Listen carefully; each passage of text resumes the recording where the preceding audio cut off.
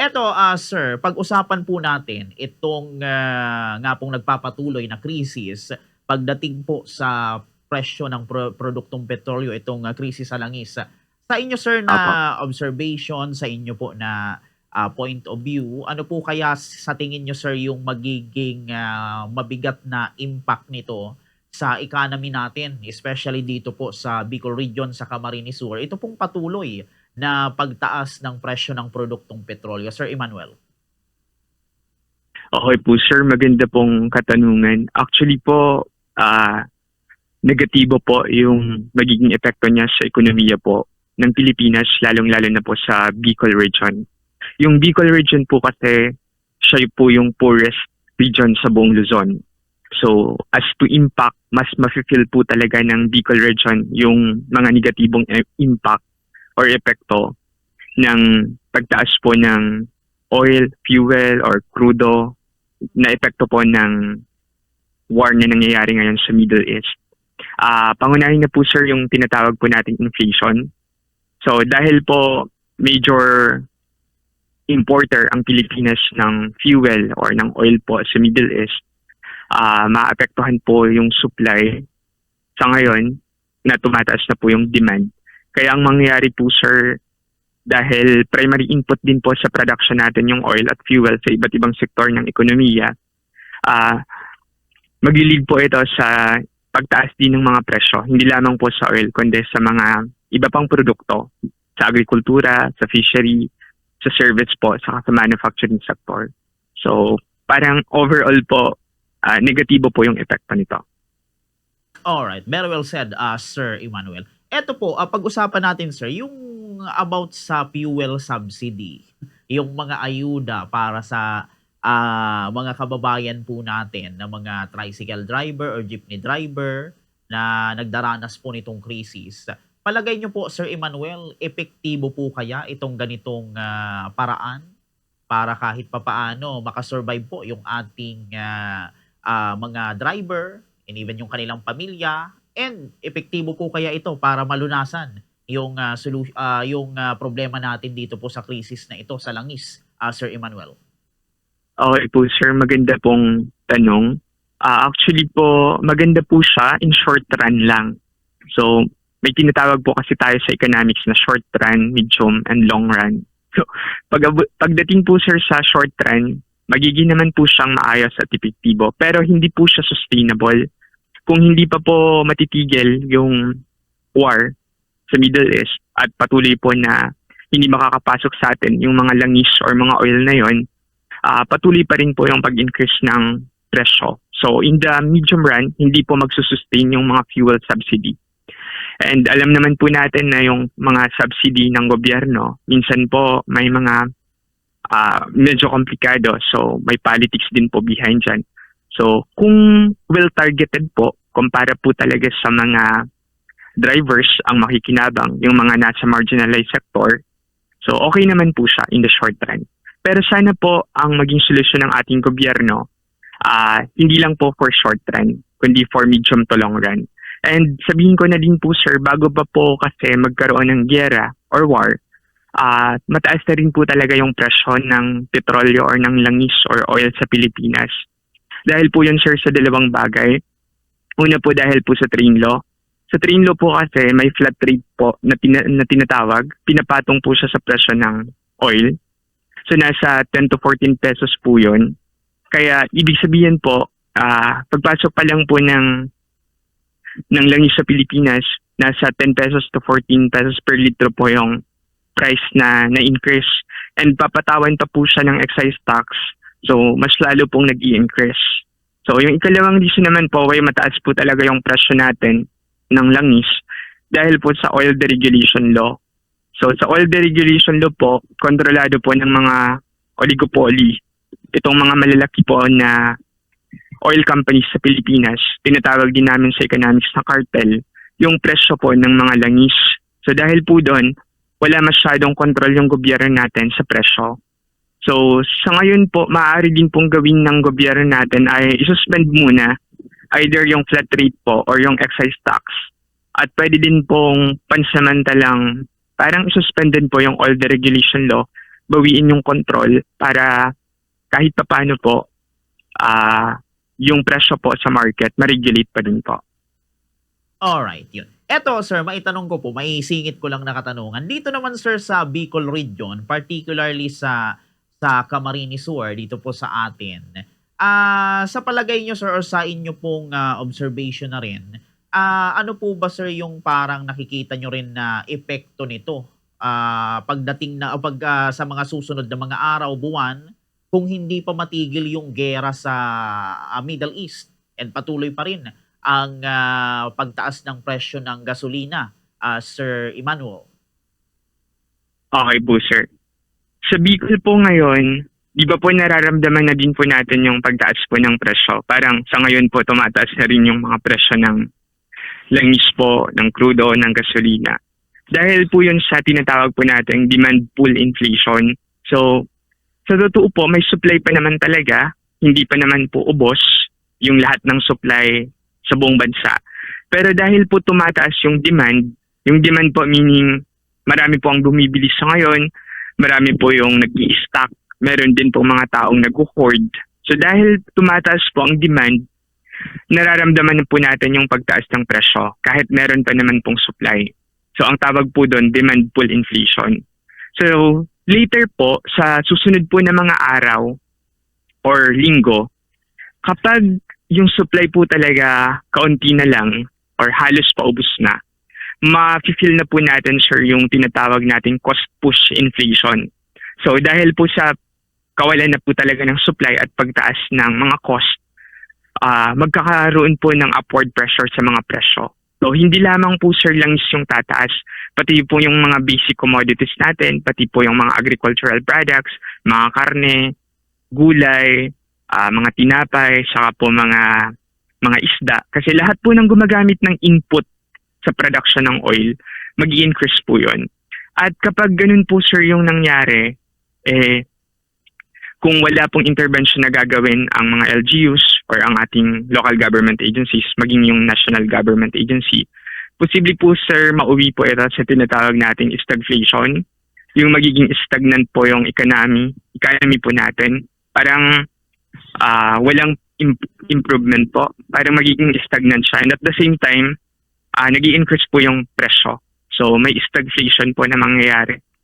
And mas mafe-feel po ito, sir, ng mga common people, ng mga nasa laylayan or ng mga minimum wage earners. Kasi po, itong mga tao na ito pong mga tao na naninirahan sa Bicol, wala pong increase sa income. So yun po yung nakakalungkot dahil wala pong increase sa income pero nag-i-increase yung mga presyo. So kumukonti po yung disposable income po ng mga tao. So mas maghihirap po yung mga tao. Yung pamumuhay po ng tao mas maghihirap. Kaya ang the best po talagang solusyon ay sana matigil na po yung war para hindi po natin ma-feel masyado yung epekto po. Alright. Eto, sir, mga remaining question na lang. Pagdating naman, sir, sa employment natin, sa inyo, sir, sa academe, and sa iba pang mga sektor, ano naman, sir, yung nakikita nyong mga negatibo rin na epekto, Sir Emmanuel? Opo, sir. Halos lahat po kasi, sir, maapektuhan whether ano man pong uri ng employment, whether full employment or part-time o kaya minimum wage earner o kaya hindi po. Kasi kapag nagkaroon po ng inflation at pagtaas po ng presyo, lahat po yun mafe-feel sa buong ekonomiya. So gaya po nga ng nasabi ko, mag-i-increase yung mga presyo pero yung income stable pa din po or fixed. So bale kakainin lang po ng income na yon yung mga presyo ng bilihin. So parang magiging kaunti po yung take-home pay ng mga tao. At kapag kaunti po yung take-home pay, apektado din po yung parang welfare ng mga tao. So, yun po, sir.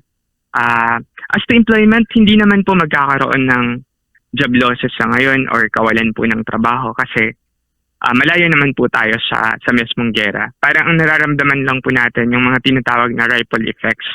And another thing, kung may maapektuhan man po na work siguro or employment, primarily na po yung mga kababayan nating OFW sa Middle East. Sila po yung apektado talaga in terms of employment kasi maaaring ma-lay-off po sila or wala munang trabaho sa ngayon, and at the same time kapag wala po silang sahod or trabaho, it's either bababa po yung remittances ng mga OFW na ito sa Pilipinas, apektado pa din po yung ekonomiya natin. Kasi kapag mababa po yung remittances, mababa din po yung improvement ng bansa. So, yun po sir, yung parang mga negatibo pong epekto. Alright. Sa inyo, sir, bilang economist, bilang professor nitong isang institusyon natin, ano ba, sir, yung nakikita nyong pangmatagalang solusyon sa krisis po na ito, Sir Emmanuel? Opo, sir. Yung pangmatagalang solusyon po, hindi po siya madaling gawin. Kasi kapag long-term solution po, it requires huge amount of investment din po. So sa ngayon po kasi napaka-dependent po natin sa Middle East in terms of oil. Wala po tayong comparative advantage sa oil. Isa po siya sa primary import po natin. So para po maging masolusyonan ang problemang ito, kailangan din po mag-invest po tayo para maging self-sufficient. So pwede po tayong mag-invest sa oil po or petroleum mismo. Tulad po sa Kalayaan Islands. So, according to research po, may mga oil depot po dyan na pwedeng i-explore. So, baka mas marami po dun yung oil na in the long run or in the future po, magamit din ng bansa. And meron din pong mga research na nagsasabing sa Benham Rice po, yung Apulaki Caldera sa east po ng Luzon. So, baka pwede din pong ma-explore ng bansa yun or ng Pilipinas. Pero it's complicated po kasi it requires huge amount of investment. And sa ngayon po, pwede din pong mag-outsource muna ang bansa natin sa other importing countries po. At sa ngayon po kasi dependent po tayo sa Middle East. So pwede naman po tayong mag-shift sa other countries, although hindi naman po siya madali. Kasi baka kailangan din po ng mga bansang ito. So pwede din po tayong mag-outsource sa Brunei, sa Malaysia, or sa other countries po na nag-import ng oil. And yun po sir, siguro i-improve din po yung mga policies po natin kasi minsan po yung policies natin in favor of sellers or company, so more on profit. Minsan po na nanineglect din or napapabayaan yung mga consumers. So yun po yung mga pwedeng i-work out ng gobyerno po natin. And another thing, yung oil companies po kasi is oligopoly, medyo complicated po siya. So pwede po tayong mag-benchmark din sa other countries or sa ibang bansa.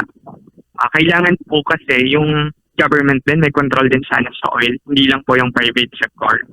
So pwede din pong bilhin or subsidize ng gobyerno natin ang isang oil company. At itong oil company na to, siya po yung magsusupply ng oil or langis sa ating mga drivers, mga POV drivers, mga fishermen or fisher folks po, mga agriculture workers na gumagamit po ng gasolina. So, maraming intervention po. Yun muna po sir yung sagot ko.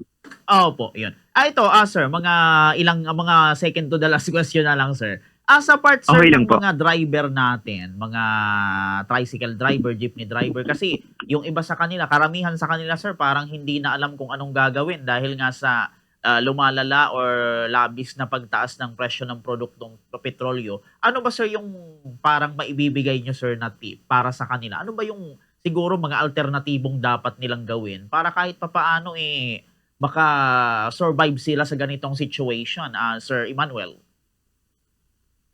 Opo sir, magandang katanungan po. Yung pag-increase po kasi ng presyo ng fuel po or ng gasolina, inevitable po siya hanggat hindi pa po natatapos yung war. Bale, hindi po natin siya makokontrol talaga. So, ang kailangan din po ay need din po mag-increase ng presyo ng pamasahe po ng mga drivers po natin. So, sa ngayon po parang wala pa pong increase. Pero sabi ko nga po, magkakaroon ng cost push. So, later po, walang resort or wala pong remedy para dyan, kundi mag-increase din po ng pamasahe yung ating mga drivers para makabawi din po sila. So, it's either po, kung hindi po talaga sila mag-i-increase ng presyo, marami po sa kanila yung mamomotivate magtrabaho sa ganun pong sa ganyan pong trabaho or sa pagdadriver. So maaaring tumigil po sila. At kapag ganun po sir, maapektuhan po yung ekonomiya natin, yung transportation sector. So, yun po sir.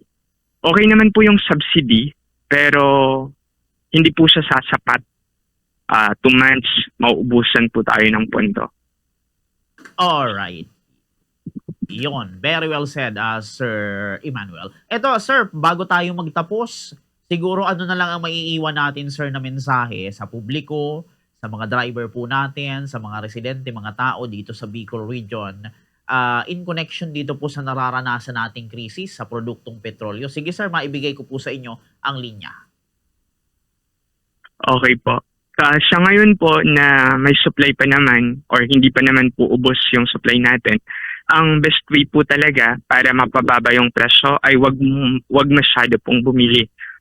Although parang makangirit siyang dunggon, pero yun po talaga yung reality. Kasi sa ngayon po yung nangyayari ay demand pull.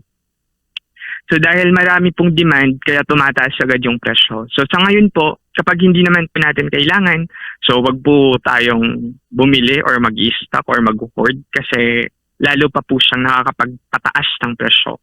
And kung hindi naman po importante yung mga lakad po natin, mga lakaw sa Bicol na inaabot. So stay at home lang po muna tayo. And magtipid din po tayo ng kuryente or magtipid po tayo ng mga yun po, electricity and yung mga produkto din po na ginagamitan ng oil or langis kasi po para mas mag-last pa po yung supply natin. So, yun po. Crisis po ito, hindi lamang sa Middle East, kundi maging sa Pilipinas din. Nandito po tayo dahil nga po primary import po natin ng oil at yung ekonomiya natin dependent po sa oil. Pero on the other hand po, may positibo naman po ito, sir. May positive naman po siya sa tourism. Sana po ma-utilize din ng ating gobyerno. Dahil po sa kaguluhan sa Middle East, iniiwasan po ng mga turista ang magulong region. So most likely mag-shift po sila sa Asia or Southeast Asia. And sana mag-improve po yung tourism natin sa ganito pong mga pangyayari or opportunities. So, yun po yung masasabi ko sa ngayon. Thank you po.